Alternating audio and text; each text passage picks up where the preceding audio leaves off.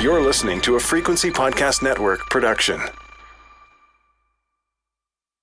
Do you have reason to believe that before this night is over, Russian forces will be engaged in something akin to a full invasion of Ukraine?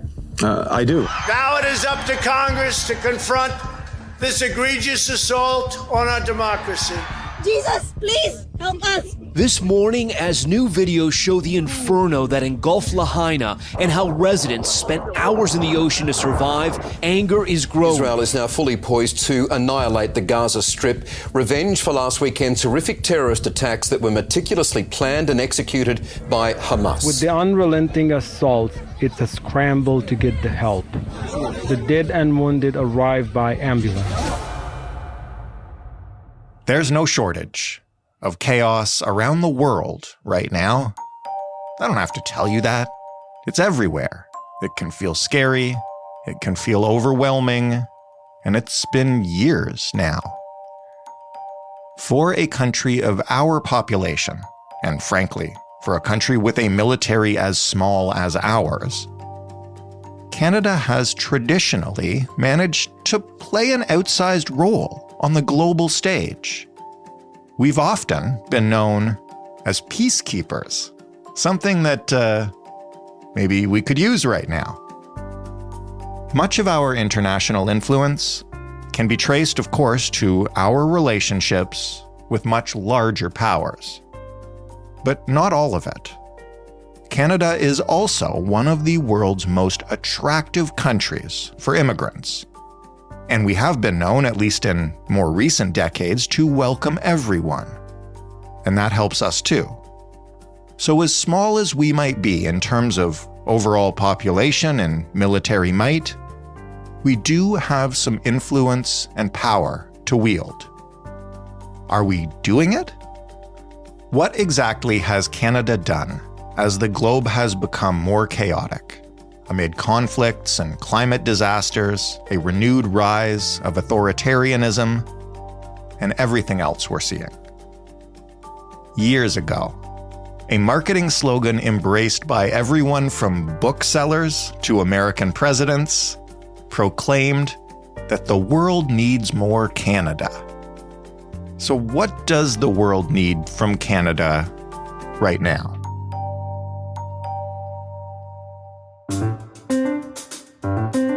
I'm Jordan Heath-Rawlings. This is The Big Story. Louise Blais is a former diplomat and a representative to the United Nations. She is also currently a foreign policy analyst. Hello, Louise. Hello, Jordan. Thanks for finding time for us today. So happy we're having this talk.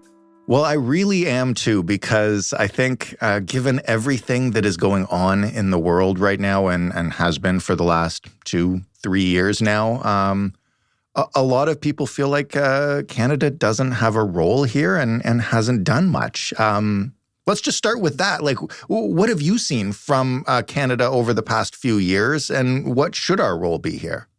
Well, it's very interesting, as you mentioned. I'm now a foreign policy analyst, but I was a diplomat for a long time. And it seems as the moment I left diplomacy and started this work as a consultant, the world decided to get that much more complicated. But it definitely has. And I think part of it, the roots of those crises that we're seeing were there and should have been recognized before they erupted. But I think many people didn't see some of these trends coming. They saw indications of it. And one of them was, and this is something that ties back to your question about Canada's role and how we're seen around the world. I think we've been slow in the West and in Canada to see the rise of the global South, the developing countries of the world that are becoming more and more assertive on the world stage, at the UN as an example. But they are also now becoming proxies of superpowers in this competition that we're seeing around the world. So we're seeing this play out in the Middle East today. And we certainly have been seeing it in the Pacific, Latin America, and Africa. We're seeing certain countries that are in competition with the West flex their muscles in those areas and those regions of the world and develop allegiance that I think we've been a little slow to prepare for or to counter. How has Canada traditionally seen itself and its role in the world? When we look at ourselves as a country, I think a lot of people would have an image of us that maybe we don't have on the world stage anymore. I think that we've had an outsized perception of our influence over the past, I would say, 10 to 15 years. I think historically Canada had an important role for a whole variety of reasons, but one of them was the fact that back in those days, really, the world was sort of controlled by, a handful of countries. And Canada was part of that group, the G7. Then we helped create the G20. We were part of a lot of clubs.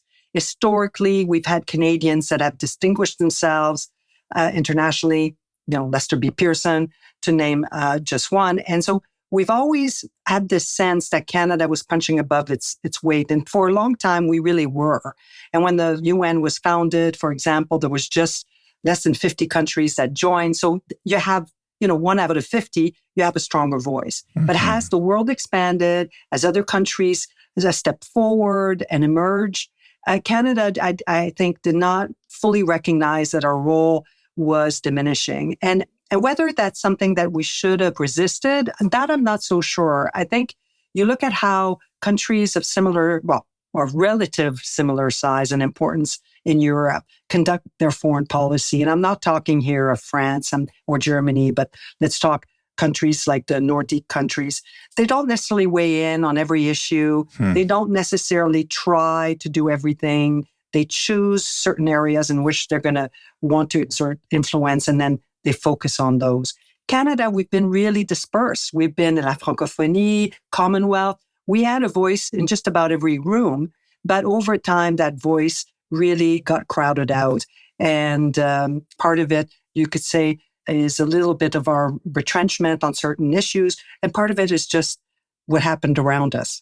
One of our frequent guests who we talked to about national security, Stephanie Carvin, we were talking last year about Canada and China's obviously fraught relationship. And one of the things she said is, if you look at it over the last decade or so, Canada just doesn't even have a foreign policy. What do you think about that statement? I completely agree with Stephanie. I think we would benefit, from having a national conversation to develop a foreign policy that is probably more directly tied to our immediate interests and security. I think our interests are in two baskets. One is sovereignty and security, and the other one is economic and prosperity. Right. And I think we haven't really done the full analysis of what it is that we should be doing to advance those interests. Because what I see us do is often reaction to world events. We formulate positions on the go. Mm-hmm. We sometimes do it in a way that is not really reflective of deep-rooted interest, Canadian interest. You mentioned earlier, one of the reasons our presence is diminished is the rise of the global south. And also, it's difficult to have an outsized presence when there are so many crises in the world. But how much of it is the changing nature of foreign diplomacy across the world? And how much of it is us, our government, pulling back from committing to a strategy across the world? Well, I think it's both those things happening together that I think is having what I would call a negative impact. We're still in the mindset of trying to change the world and into our own image. We're still not quite willing to have this view that we live in the world that we don't all control and we cannot change. And we have to be pragmatic about it, realistic about it, and we have to choose our battles and operate in areas where we do have influence, and that influence will actually benefit Canadian interests. Where are those areas? What could we be focusing on where we can make a difference if we put our weight behind it? I would start with our region. I think we have to come back to our own hemisphere. And I think that involves improving and deepening our bilateral ties with Mexico, for example. That I think we always see Mexico through the prism of our relationship with the United States. And I think we're losing a lot of opportunities to partner with very much a like-minded, on many fronts, ally who shares our own neighborhood. Then deeper than that, Central America and the Caribbean and Latin America. And I think at the same time, I would look north. I think Canada is a Nordic country. It defines who we are. there are interests that are very fundamental in the Arctic, especially as climate change is setting in. Mm-hmm. We have a neighbor that has propensity to think nothing of invading another country. And so we have to prepare for that outcome. And I don't want to be alarmist here, but I think along the way, there are signs now, they're very clear to us, that we have imperialistic competitors that happen to share a part of the Arctic. Just to give you an example, when the Russian Federation invaded Ukraine, understandably, members of the Arctic Council kind of recoil, and we stopped engaging with Russia on the Arctic. And those activities were slowed. I would say we need to go back to re-engage the Arctic Council, because those issues are not going away, and we cannot afford to close the door of dialogue with Russia when it comes to our Arctic sovereignty and managing that region.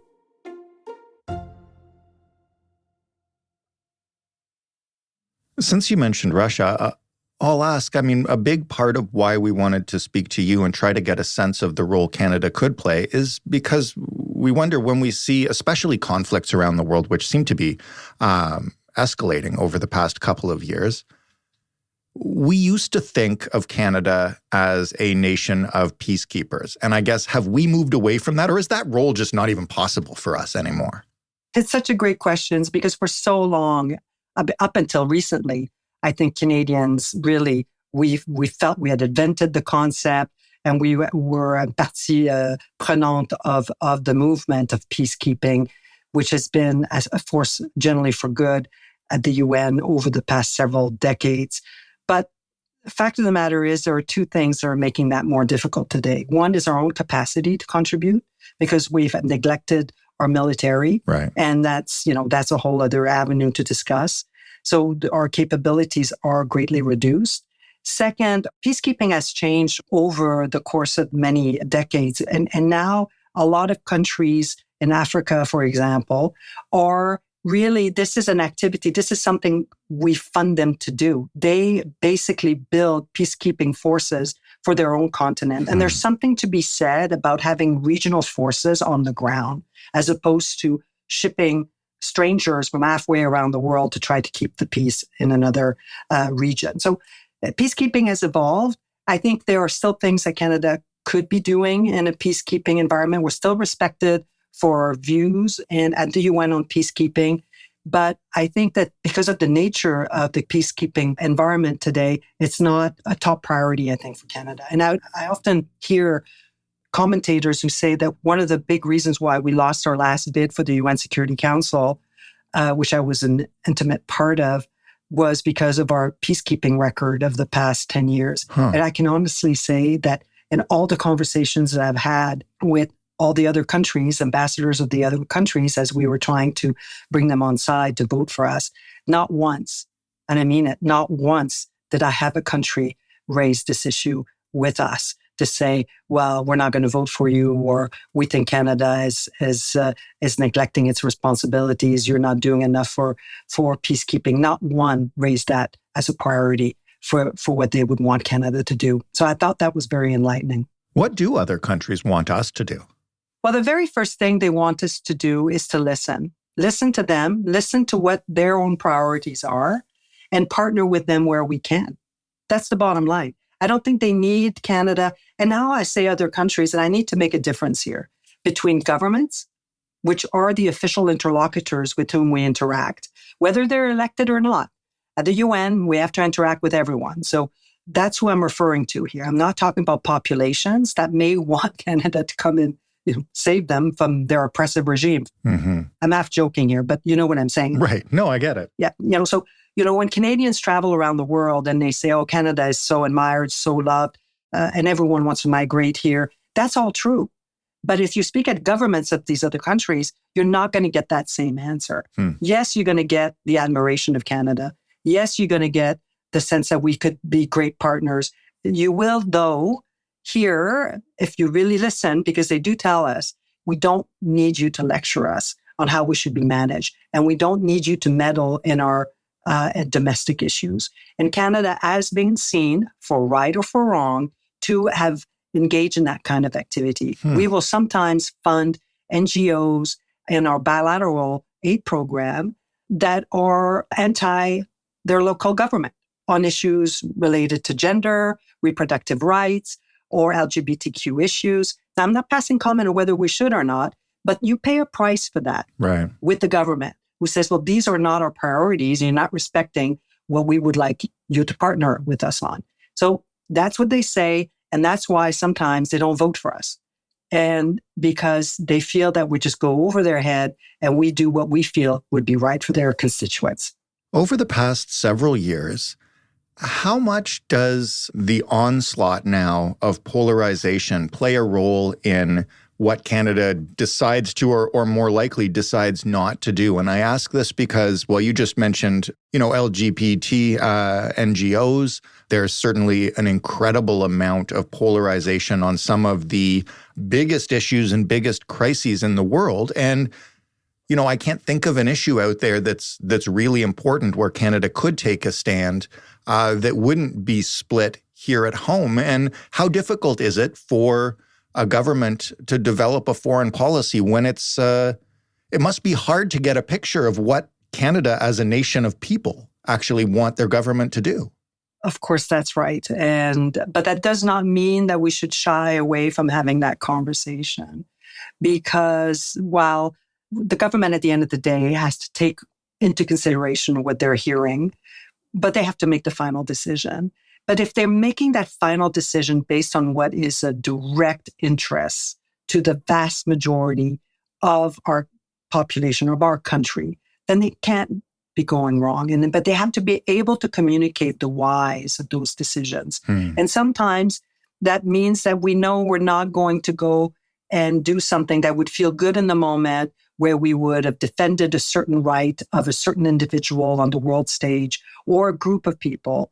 I believe we need to continue to be advocates for human rights. And I'm glad that we're running for the Human Rights Council in Geneva. But I think there are times where we may not opine or take a position for reasons of national interest. And if you explain that clearly, why we're going to pick the areas where we are going to lean in, then I think maybe Canadians will have a better chance of understanding. And let me just add, you could debate whether we're still the middle power, but let's assume that we still are.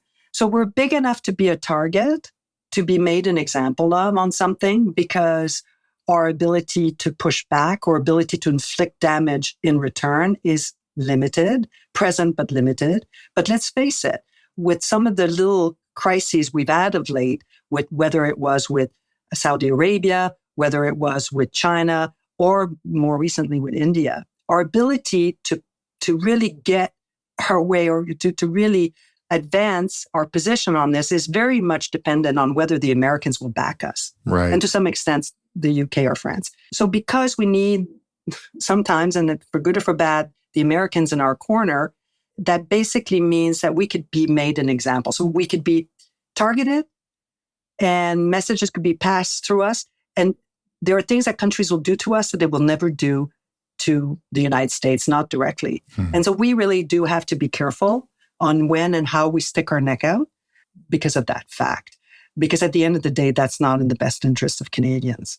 Isn't the mark of a coherent foreign policy, though, having an innate understanding of when it is worth sticking our neck out for values that we see as critical to what makes us Canada, even if it goes against, keeping the peace and diplomatic objectives and getting our next seat on whatever council?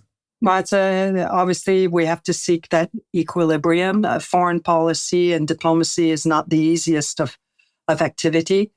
There's going to continue to be difficult situations where no matter what we do, there'll be a price to pay on one side or the other. I think it's important, though, that we have nuanced positions that are fully explained. I think the way that our policy on the Middle East over the past several months has evolved, I welcome it, quite frankly, compared to where we were before. I know that it happens to not please anyone because we seem to be right in the middle. But on the other hand, that was success at the UN. If everyone was angry at you, you knew you got the best compromise you could have. Right. Sometimes there's valor in that. Sometimes the middle ground is the better way. And I think that's what we're seeing now. But I think if you've got an overall framework of where really our priorities are going to be, you can never totally predict all that the world will throw at us, but you have at least a in-between basis where you're operating in a thoughtful way that will be helpful. The last thing I want to ask you is about how our policy or lack of policy might or might not evolve in the future. You know, we've had the same government now for almost a decade, and I'm not saying we're in a campaign now or anything, but I think the polls would tell you that it looks as though during the next election, there's probably going to be a change in government. Would that change our approach at all? And do we know anything about Pierre Poilievre's approach to foreign policy and how it might differ from Justin Trudeau's? I feel like all we've talked about in terms of politics so far are domestic issues, and I don't get a sense that I know what would be different. No, you're quite right. I don't know either. So we'll have to wait and see if there is a change of government, what would change. But I think that there are certain big national projects that should be bipartisan and should be national. And we would have a better chance of getting back on the UN Security Council, no matter how flawed it may be. It's still an important room, and there's a lot of work to be done, you know, in and outside of what is voted on the council. I would like to see a future run for the UN Security Council be a national project, bipartisan project. But that's what's needed, is to just make certain big international decisions bipartisan. And that way there's consistency. And I think for a country of our size, that would probably be more advantageous in the long term, with changes, you know, on the fringes, but some basic fundamentals that wouldn't change from one government to the other. That does sound like a nice dream. I hope we get it one day. Louise, thank you so much for this conversation. It's fascinating. Jordan, thank you for having me. I've really enjoyed it. Louise Blais is a foreign policy analyst and a former representative of Canada's to the United Nations. That was The Big Story. For more, you can head to thebigstorypodcast.ca. You can, of course, leave us feedback and suggestions for future episodes by emailing hello@thebigstorypodcast.ca or by picking up the phone, calling 416-935-5935 and leaving us a voicemail. As I mentioned, we've been getting a ton of feedback. We're working on putting it all into an episode for you so you can hear what everybody's thinking and hear what we have to say about it. But we value every piece of feedback and every suggestion you send us. So keep doing it. It's been amazing.